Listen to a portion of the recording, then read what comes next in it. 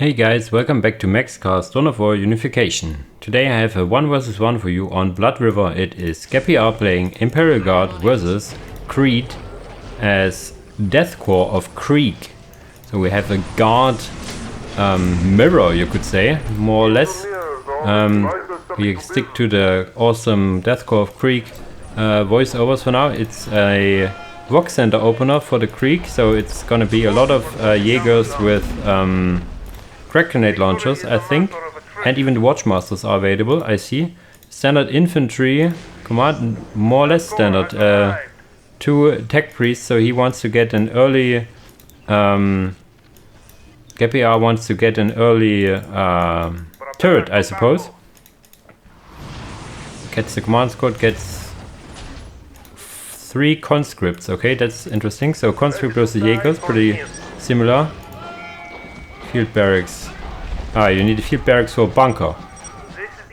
Yeah, so you cannot cannot get the bunker up now, so that's probably what he was referring to. But okay, you can go without a field barracks and get no bunker. Of course, you can get a lot more Jaegers out then and roam the field with that. The command squad is already out here.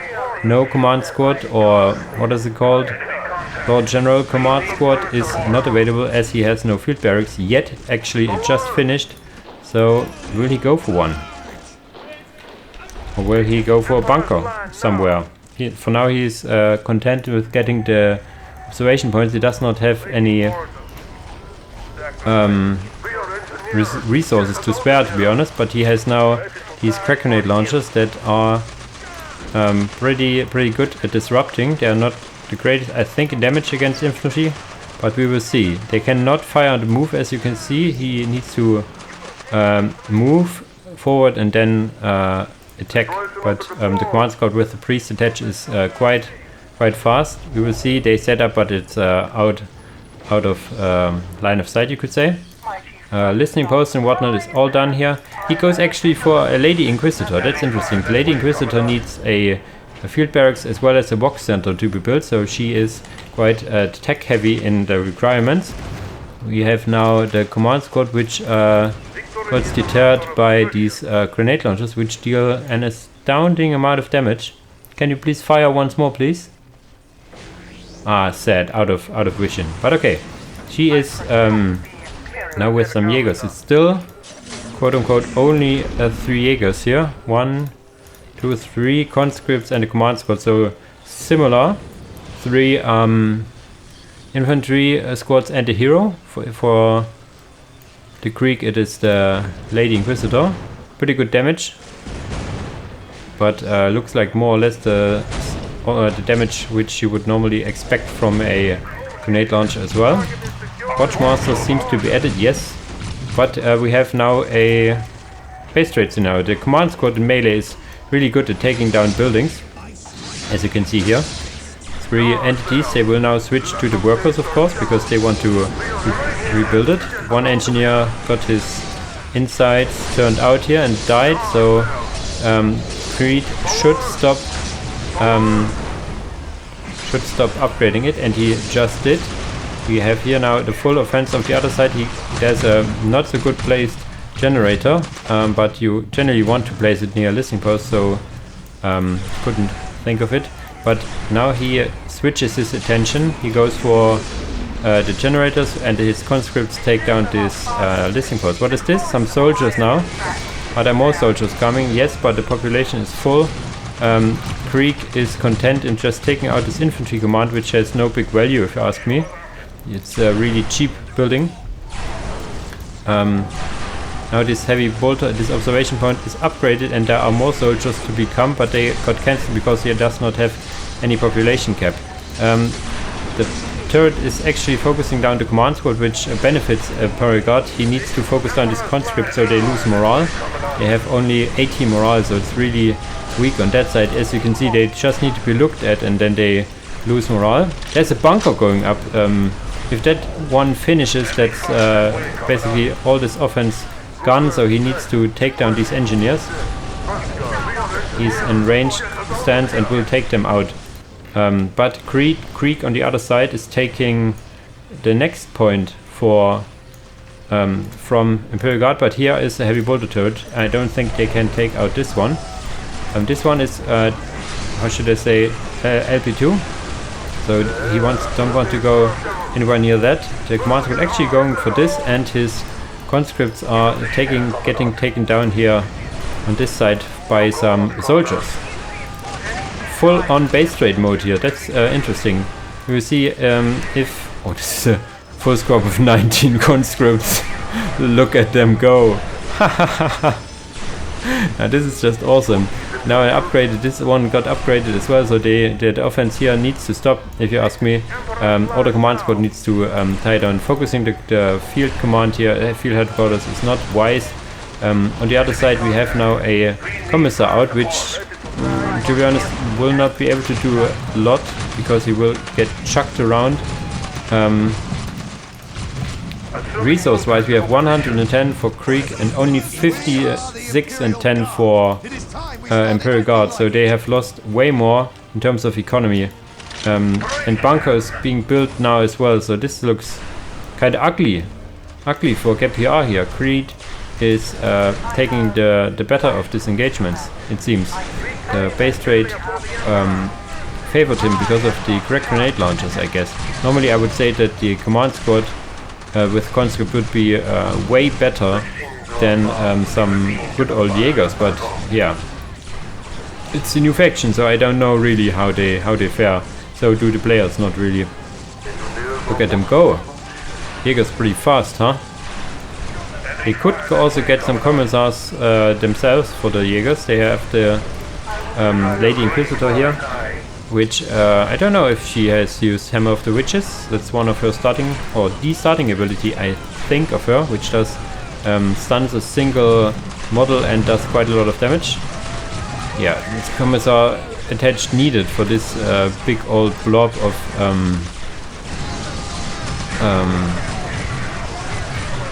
conscripts, but now there is some more soldiers with general grenade launchers as well. Not the crack grenade launcher variant, they have standard grenade launchers here, so they will be able to. They have attack advantage right from the get-go.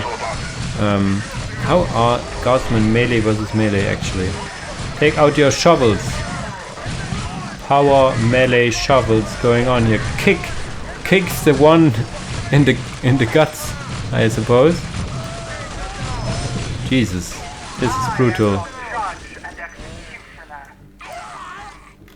Alright, so these guys are no joke in melee actually, with their power melee shovels, I suppose.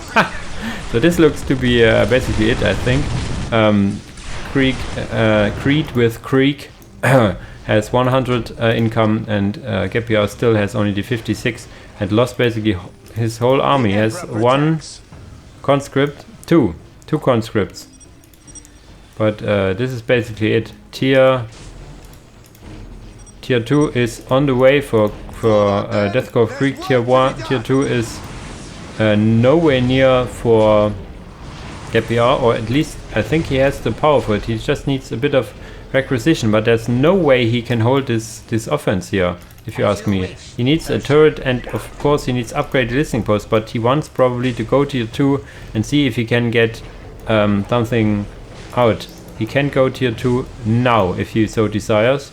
He can also upgrade one of these listening posts. He has the money for both the resources. This generator is still alive. Tier 2 halfway done. No, tier 2 not started for GabPR. What is he doing? He has a lot of resources. I think he's thinking, what can I do? What can I do? What can I do?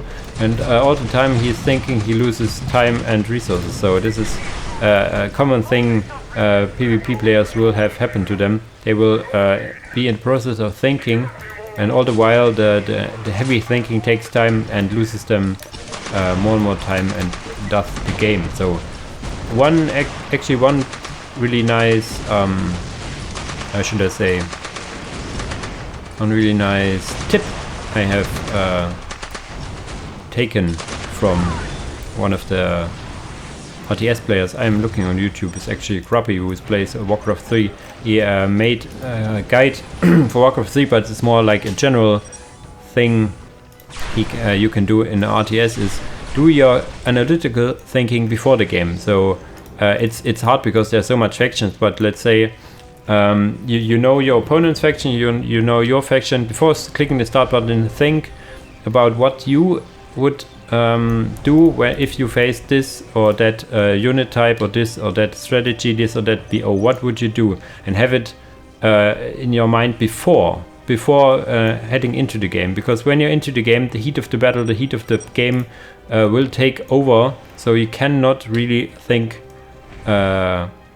analytically, you could say. So every logical thinking needs to be done beforehand, and then you're just more or less executing and how should I say, adjusting your playstyle and making decisions on the fly, you could say. And we have this chimera out. Is there more to come? Yes, the limit of 3 chimeras is taken, and you should more or less add immediately the heavy stubber, because this is what makes this chimera so much better than the IG chimera is the heavy stubber. That's why they are limited to 3, whereas for IG you can basically spam them as much as you like. 20 of course is the limit, because you have only 20 supply. Yeah, but this is basically it. I think Krieg is just patiently playing this out as he should. There's no need for Krieg to move into an enemy base, especially if it's IG without vehicle support in tier 2. What do we get for also a chimera and then a sentinel depot? The sentinel would be much appreciated. We now get the heavy stubbers a little late on that, to be honest, but it's okay. He's tier 2 now, so he maybe should get a what is it called, where you get the autocannons or the missile launchers. Yeah, the missile launchers would be preferred here for the longer range. He has units inside here. The chimeras are light vehicles, so you will be able to deal some damage to them. But yeah, what is better, 1 chimera or 3 chimeras with heavy stubbers? You seen the result. It's basically a result of the tech advantage. He's now tanking with the chimeras as he should, and then getting into it. Even some mortar teams here now. So this is GG as GabPR is sailing. Nice game. Can we get a nice shot here from them? Yes, I think I have a nice shot for the thumbnail. If not, I will take the one where they're fighting with shovels. Probably I will take this one. Interesting. Oh, a big explosion here. Where is it? Here. Boom. Interesting game. Overall, I think Death Corps Krieg is on the stronger side of the factions, I have to admit. Has a lot of things going on for them. IG, of course, could have played it a little bit better at 1 or 2 occasions, but in general it was well played by both players. So, as usual, guys, I would say thanks for watching and see you in the next video. Bye bye!